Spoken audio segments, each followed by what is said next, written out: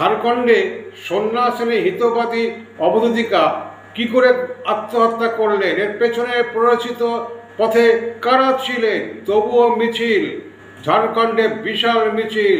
এদের কি ভুল বুঝিয়ে আনা হলো যে আমরা আনন্দমার্গের সন্ন্যাসীরা মার্গী ভাইরা সবাই অবিভাজ্য এক? কোন যুক্তিতে? দ্বিতীয় ধারাবাহিকে দেখুন। ঝাড়খণ্ড রাজ্যের সন্ন্যাসিনীর আত্মহত্যের ঘটনার নেপথ্যে কারা কারা ছিলেন? সুবিধাবাদীরা এর মূলে আছে এবং পেছন থেকে কলকাঠি নাড়িয়েছে। বহিষ্কৃত সন্ন্যাসীরা যারা এই আনন্দমার্গ মূল সংগঠন থেকে বহু বছর আগে বহিষ্কৃত হয়েছেন, তবুও তারা প্যারালাল গোষ্ঠী চালাচ্ছে। আমরা প্রথম ধারাবাহিকে বিস্তারিত জানিয়েছিলাম, যেখানে শেষ করেছি সেখান থেকেই আজ দ্বিতীয় ধারাবাহিকে আপনাদের সামনে তুলে ধরছি সুবিধাবাদীদের অবস্থান বা বহিষ্কৃতদের অবস্থান কোথায়, সেই নিয়েই আপনাদের কাছে আলোকপাত করছি। শেষ পর্যন্ত দেখে যান। এখন নজর ইএনসি বাংলা চ্যানেলে, নজরে রাখুন। আসলে ঘটনাটি ঘটেছে যা আমরা গতকালই প্রকাশ করেছিলাম প্রথম ধারাবাহিকে, যেখানে শেষ করেছিলাম ওই সুবিধাবাদীরা এতদিন কোথায় ছিলেন, এখন তারা কেন উই ওয়ান্ট জাস্টিস বলে মিছিল করলেন? তারা কি জাস্টিস দিতে পেরেছিলেন? প্রশাসন তো পরের কথা।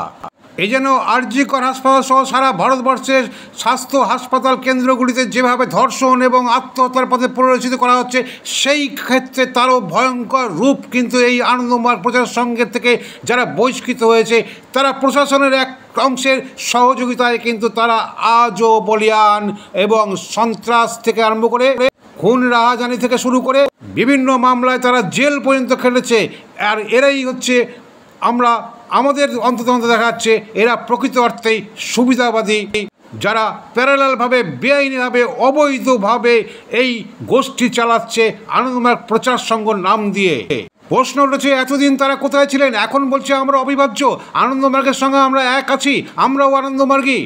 নিশ্চয়ই ছিলেন, কিন্তু আগে 2003 সালের আগে। তখন আপনাদের একাংশ বড় বড় পদে ছিলেন, জিএস ছিলেন, পুরুদা গোষ্ঠীর অধিকাংশই আপনারাই ছিলেন। তখন কেন আইনি লড়াই লড়েননি? সব মামলাগুলো সেই সময় খুনের কেস, সন্ত্রাসের কেসের মামলাগুলি আপনারাই যদি আমরা বলি যে তথ্য লোপাট করেছেন আরজি কর হাসপাতালের মতন, যেমন 1982 30 এপ্রিল 17 জন সন্ন্যাসিনী খুন হয়েছিল, তার জন্য কটা মামলা করেছেন, এফআইআর করেছিলেন কি? এসব প্রশ্নের উত্তর আপনারা দিতে পারবেন না। তারপর মুখ্যমন্ত্রী মমতা বন্দ্যোপাধ্যায় আসলেন কইতে 2011 সালে। আনন্দমার্গ লালা তদন্ত কমিশন গঠন হলো।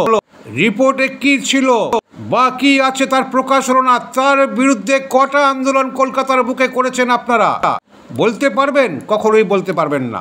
আচার্য কৃষ্ণ শরণানন্দ কেন ঘন ঘন কলকাতার লালা কমিশন হাউসে গিয়েছিলেন বা যাচ্ছিলেন? আমি কিন্তু সাক্ষী, কেননা আমিও সাক্ষী হিসাবে সাক্ষ্য দিয়েছিলাম।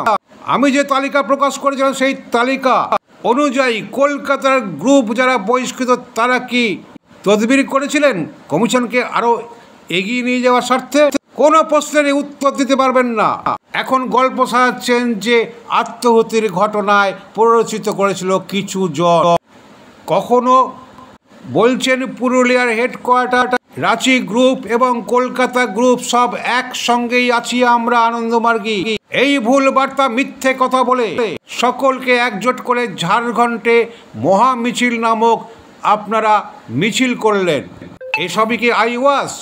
পাগলের প্রলাপ ছাড়া আর কি বলা যায় বলুন তো? এরাই হচ্ছে সুবিধাবাদী, যেটা আমরা এই দ্বিতীয় বিশেষ প্রতিবেদনে আপনাদের সামনে তুলে ধরছি। হিতবাদী সন্ন্যাসিনীর অবধূতিকার আত্মহত্যার পেছনে প্রতি পদে পদে সুবিধাবাদী এবং বহিষ্কৃত সন্ন্যাসীরা মানসিক রোগী, মানসিক চাপ দেওয়া হয়েছিল। এই শব্দের কপটচারী মিথ্যাবাদীর গ্রুপ তাকে একা এগিয়ে দিয়ে অনাথ আশ্রমে যেমনভাবে বিভিন্ন জায়গায় তাকে পদে দিয়ে তিনি মানসিক বিকৃত মানসিক রোগী হওয়া সত্ত্বেও তার ট্রিটমেন্ট তো করাই হয়নি, বরং তার মাথা গরমের কারণে অনেক অনাথ শিশু, কিশোর কিশোরীরা আত্মহত্যা করেছে। এর বিচার কি আপনারা করেছেন? কখনোই করেননি। আর এখন যখন মূল সংগঠন পুরুলিয়ার হেডকোয়ার্টার থেকে নথি সময় মতন জমা সরকারের কাছে আনেন, তখন সুবিধাবাদীদের সুরের বদল এলো, উল্টো সুর। বকলমে উপস্থিত মিছিলে অংশগ্রহণকারীদের বোঝালেন, মানে মিছিল শেষ হওয়ার পর কি সেই বার্তা, আমরা অবিভাজ্য নই, আমরা এক হতে পারিনি, এরকমই ইঙ্গিত। অর্থাৎ রাঁচি গ্রুপের কিছু জন সিবিআইয়ের এজেন্টের মাধ্যমে মৃত সন্ন্যাসিনীর হিতবাদী অবধূতিকার মাথার ওপর চাপ দিয়েছিল। তখন বাধ্য হয়ে এই সন্ন্যাসিনী আত্মহত্যা করেছেন, নেপথ্যে রাঁচি গ্রুপের কিছু জন। এটাই ওদের যুক্তি। এখন আসলে এর পেছনে যে রহস্য তথা আসল কথা হলো, শ্রী শ্রী আনন্দ মূর্তিজির আদর্শ দর্শন বহিষ্কৃতদের কাছে কিছুই নয়।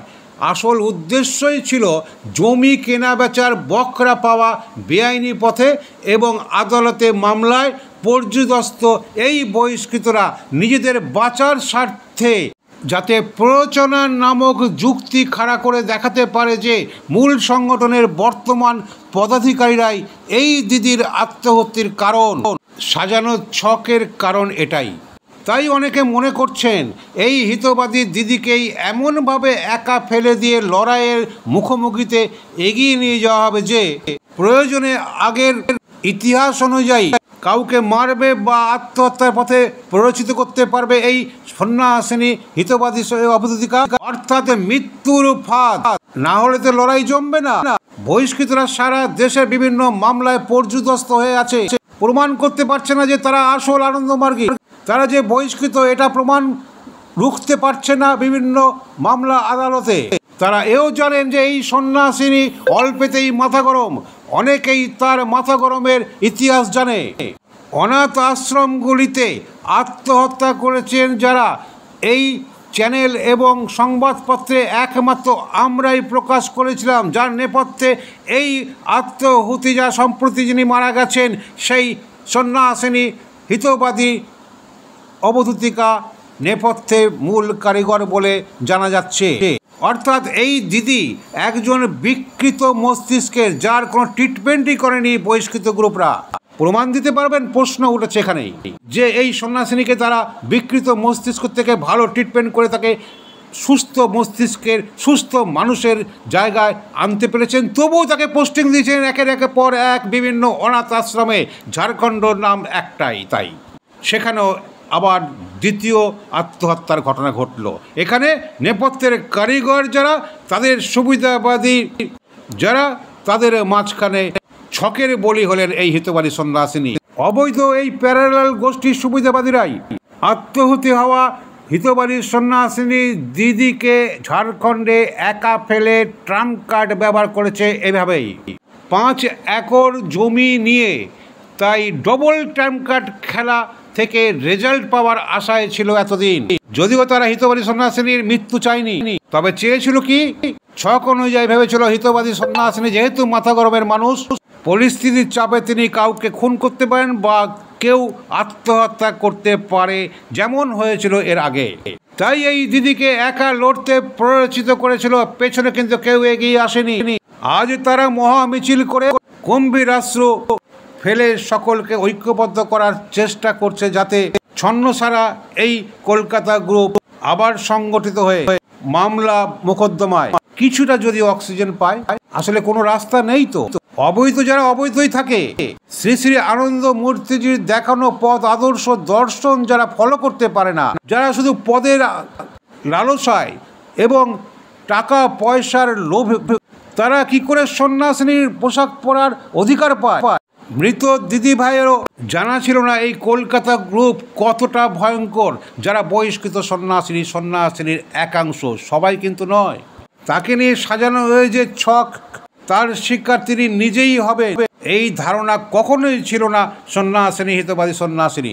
তাই তার পরিণাম দিদির মাথা গরমের ব্যাধি বাধ্য করেছিল আত্মহত্যার পথে যাওয়া, কারণ পাশে তখন তাকে আটকানোর কেউ ছিল না। এই ঝাড়খণ্ড রাজ্যের কলকাতার সুবিধাবাদীরা এই রকমই যা মার্গীদের কাছে জল জ্যান্ত প্রমাণ। এবার আসুন কিছুটা অতীতটা বুঝে নেই আমরা। এই সুবিধাবাদী বহিষ্কৃতরা কারা? আনন্দমার্গ সংগঠনের চর্চা অনুযায়ী যখন আচার্য সর্বাত্মানন্দ, আচার্য মন্তেশ্বরানন্দ থেকে শুরু করে এক এক করে অনেকেই সাংগঠনিক নির্বাচনে পদ হারালেন, পরবর্তীকালে জিএস হলে 2006 সালে আচার্য ধ্রুবানন্দের একটা ইতিহাস সেই আমলে বলছি, আপনাদের জানাচ্ছি। চর্চা অনুযায়ী সাইনিং পাওয়ার থাকে জিএসের, সে সম্পত্তি রক্ষণই হোক, ব্যাংকে তহবিলে টাকার লেনদেনই হোক, সেই ক্ষমতাকে কাজে লাগিয়েছিল পূর্ববর্তী জিএস এবং অন্যান্য ব্যাংক লেনদেনকারী স্বাক্ষরকারীরা। এই আশঙ্কা করা হয়েছিল, আচার্য ধ্রুবানন্দ অবধূতকে জানানো হয়েছিল, তিনি বললেন না না না, সেটা ওরা করবে না। কিন্তু পরবর্তীকালে সেই তহবিল তছরূপের দায় ছিল বহিষ্কৃত সন্ন্যাসিনী জিএস তথা আচার্য সর্বাত্মানন্দ অবধূত। তিনি এখন গভীরভাবে অসুস্থ। কথায় আছে না, পাপ বাপকে ছাড়ে না। তবুও আমরা সবাই চাই তিনি দ্রুত সুস্থ হয়ে উঠুক। চর্চা অনুযায়ী যখন আচার্য ধ্রুবানন্দ অবধূত জিএস পড়েছিলেন, তখন কিন্তু অনেকেই ওই বহিষ্কৃত গ্রুপরা জেলে কারাবন্দী ছিলেন এবং খুন সন্ত্রাসের মামলা মোকদ্দমায় জড়িয়েছিলেন। এরাই এখন বেশ কিছু বছর ধরে বেআইনি অবৈধ পথে সন্ন্যাসিনীদের সন্ন্যাসীর পোশাক পরিচ্ছদের অধিকার দিয়ে কার্যত মগজ ধোলাই করে আদর্শ দর্শনের পথ জলাঞ্জলি দিয়ে ভালো ত্যাগী লোভহীন যারা আছেন তাদেরকে ভুল তথ্য দিয়ে বকলমে সিপিআইএম তথা অন্যান্য যাদের রাজনৈতিক দলগুলোর সংগঠন আছে, তারা যেমন মগজ ধোলাই মাস্টার, কিছু জনের জন্য বলছি, সবার জন্য নয়, সেই রূপ কায়দায় এরা রাজনৈতিক দল না হয়েও রাজনীতির ছায়ায় এই সব কাজ করে চলেছে। মিথ্যা যুক্তি দিয়ে কি কেন্দ্র কি রাজ্যের কাছে সুবিধা আদায় করে, এখনো তাই হচ্ছে। উল্লেখ্য, ইন্দিরা কংগ্রেসের জরুরি সময় শ্রী শ্রী আনন্দ মূর্তিজি যখন জেলে ছিলেন, তখন 9 জন আত্মহত্যা করেছিলেন প্রতিষ্ঠাতা উজ্জ্বল নক্ষত্র তারক ব্রহ্ম। এই ঘটনায় গভীর শোকাহত হয়েছিলেন। এমনতর আত্মহত্যার পথ যেন আর কেউ না নেয় এবং তার জন্য আবেদন করে জানায় যে এই সংগঠনের আদর্শ কিন্তু আত্মহত্যা নয়, যে কোনো ঘটনার যাই পরিপ্রেক্ষিত থাক তার কারণে জীবনকে যেন কেউ উৎসর্গ না করে। কিন্তু এখন আমরা কি দেখছি, যারা সংগঠন থেকে বহিষ্কৃত হয়েছেন তাদের পাপাচার ভ্রষ্টাচারের ফল হিসাবে এই সুবিধাবাদী পদলোভী লোভাদুর, যাদের কখনোই সন্ন্যাসিনী বা সন্ন্যাসী হিসাবে বিবেচিত করা যায় না, যারা সংগঠনের আদর্শ পথকে কলকাতার বহিষ্কৃত গ্রুপ, ঝাড়খণ্ডের কিছু সুবিধাবাদী গ্রুপ সংগঠনের এই নির্দেশিকাকে আমলই দেয়নি। যদি তারা দিতেন, আদর্শ মেনে চলতেন, লোভ তিতিক্ষা থেকে দূরে থাকতেন, ত্যাগের মহিমায় সেবায় এগোতেন, মানব ধর্ম নিয়ে লোক দেখানো না, লোক ঠকানো নয়, সদর্থক কার্যকরী ভূমিকা নিতেন, তাহলে কি এই নিরপরাধ ব্যাধিগ্রস্ত সন্ন্যাসিনী দিদি হিতবাদী অবধূতিকাকে চিকিৎসা করা হতো না এবং আজকে এই দৃশ্য কি আমরা দেখতে পেতাম? অকালে নিরপরাধ দিদিকে প্রাণ দিতে হতো। এর দায় কার কিংবা কাদের? প্রশ্ন থেকেই গেল। আদর্শ, নীতি এবং আনন্দ মূর্তিজির নির্দেশিকা বারবার এই সুবিধাবাদীরা উল্লঙ্ঘন করেছে। আমরা একটু অন্যরকম দু চোখ দিয়েই দেখি।